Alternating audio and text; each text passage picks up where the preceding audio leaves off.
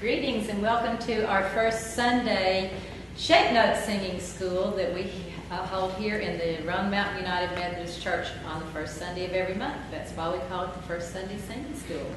We are going to be singing today out of a shape note book that is called the Christian Harmony, and this is a 7-shape system. If you're not familiar with shape notes, I'll give you just a teeny bit of history on them. Systems of notation go back at least 1,000 years, but somewhere in the early 1800s, people started, in New England actually, started putting notes down into books, and they had specific shapes so that a shape is aligned with a tone.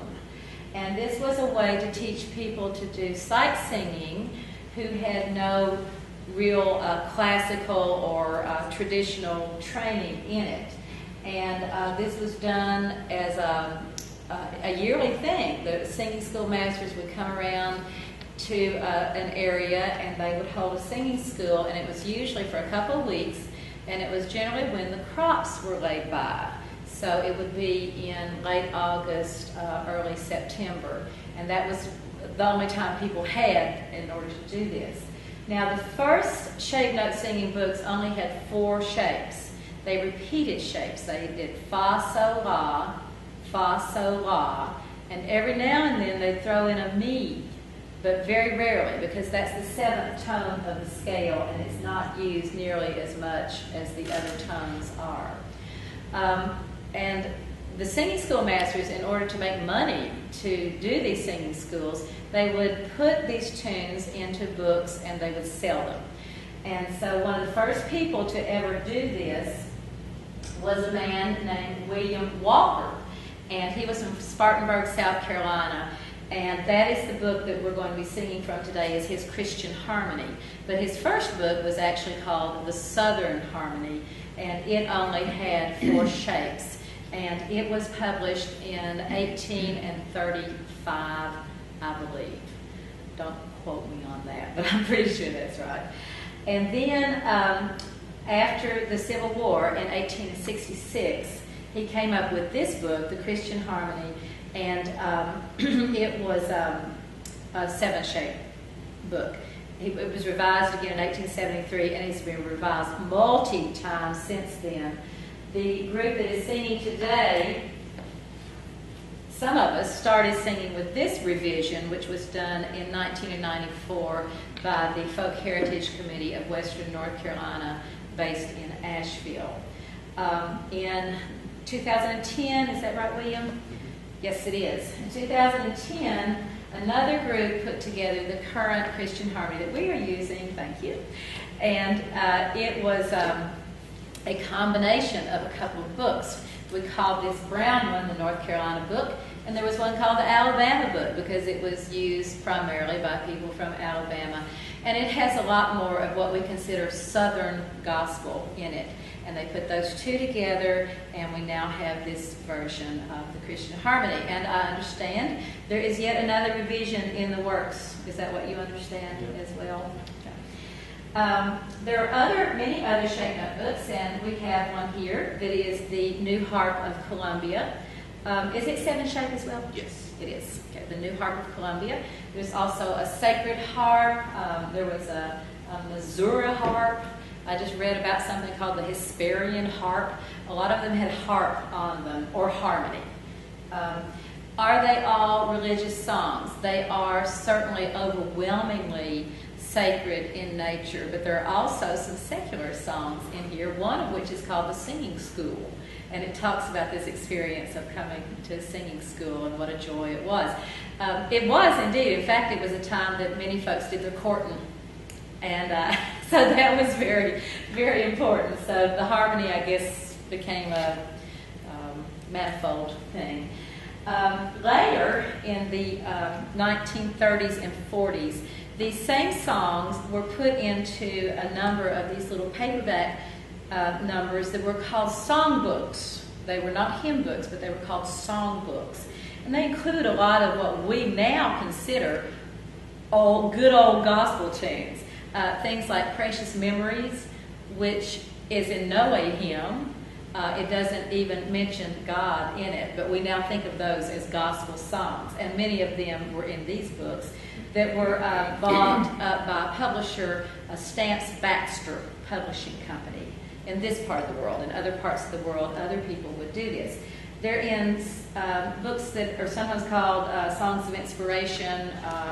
They have lots of different titles. You can find these in antique stores, yard sales, and so on.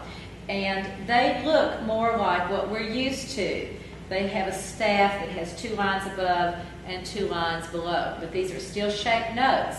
And you will notice that if you're in an older church, many of their hymn books are shaped notes. In fact, Harry has one. Harry, could you get that for us and show us?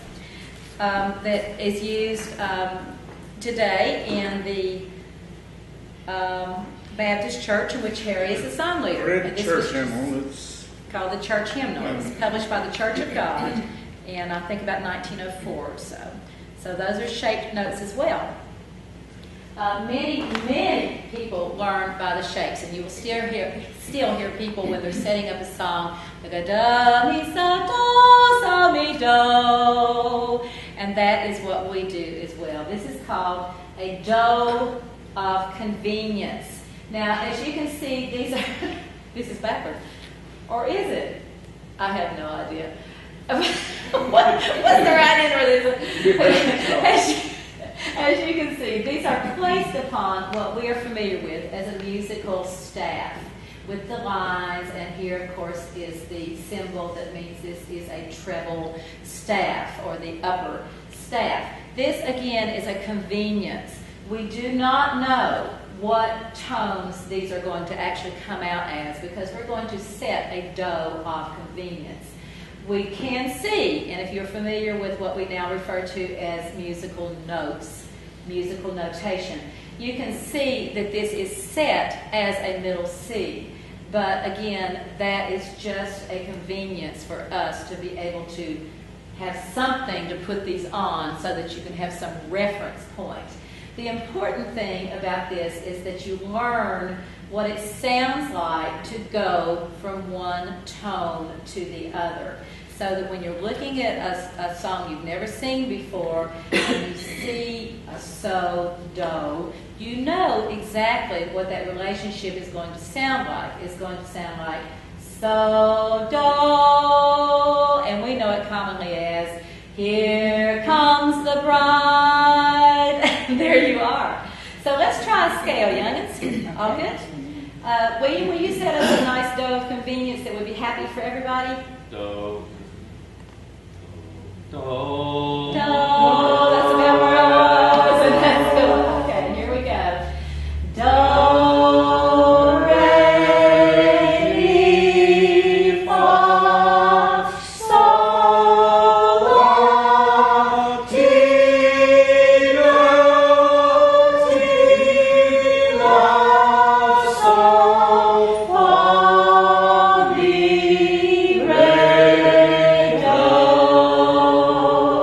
And that, of course, is an octave, or an 8-note, octo meaning 8. We often use the tones that go below the do, and so let's see what they sound like. Give us our do again, please, William. Do. Do. So, la, ti, do, mi, so, do, so, mi, do, so, do,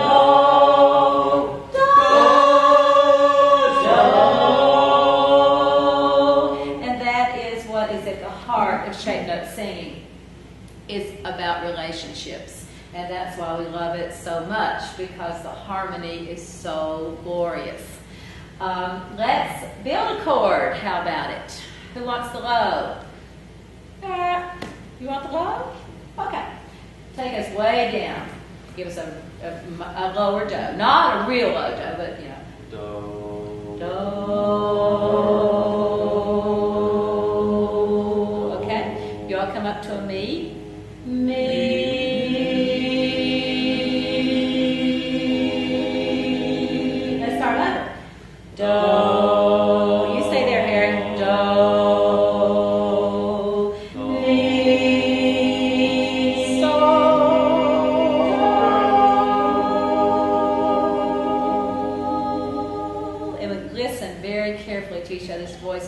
sure that we are in perfect harmony. Let's build that chord again. Harry wants you to go sit beside William. How about that? And whatever he sings, you sing, and you stay on. Don't move. Okay. All right, here we go.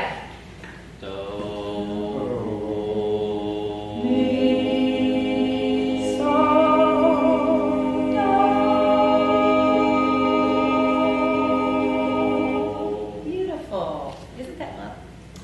All right, so that is the basis of shape note singing. Now, as I said, these tones right here are each given a name, and that is simply a convenience. You could call them Harry and Joe, or William. but for convenience, we want a short, one-syllable thing that we can sing. And these are tools. The end all of shape note singing is not to be able to recognize this shape, but to be able to sing the shape in relationship to another. But we do have little ways of trying to remember what our shapes are. This is a mnemonic device. Do is a triangle. It is delta in Greek. So we think do, delta. Everybody knows the Delta Airlines symbol. And that's how we remember it. When we see a triangle, we think delta, do. Anybody else have another way to remember it? Got a way? No. The ray in another system of shapes, by the way, there are many different systems of shapes. This one is called the Aiken system from the man who invented them. I learned by another system in which the ray was easier to remember because it looked like a little half moon, and I would think about a moon ray coming out. We don't have that luxury now. We have this. Somebody finally told me, well, I have a friend named Ray. He wears a baseball cap, and that looks like the bill of his cap. So that is now how I remember that this is a ray. Anybody have another way to remember it? Okay. The me is very easy to remember. It's a diamond. Me like diamonds. The fa is also easy to remember. It looks like a flag. So when we see this symbol that looks like a flag, we think flag fa. The so is very easy to remember. It is round like the sun, which is old soul, or your soul, or what else? By the way, I have a very dear friend who was raised up on singing these shapes, Dorothy Jane Lane, and she went to a church that did not have shape note in it, and she thought that every note in there was a so. So she'd be going, so. Anyhow, the law is two L's, one going this way and one going this way. So we say law. And I heard somebody say it's like law and order. It's squared up. The T looks like a golf tee, and we're back to do. That will bring us back to do. Yeah. So that's how we try to remember the shapes. All right, we are now going to try to sing for you a shape note song that is in the Christian Harmony. And I'm going to give that back to you. And Harry, you're coming back to your rightful place. Okay. And this is called Old Hundred. It is what most people know as the doxology. And it is on page 210 of the book that we are using right now, the Christian Harmony 2010 edition.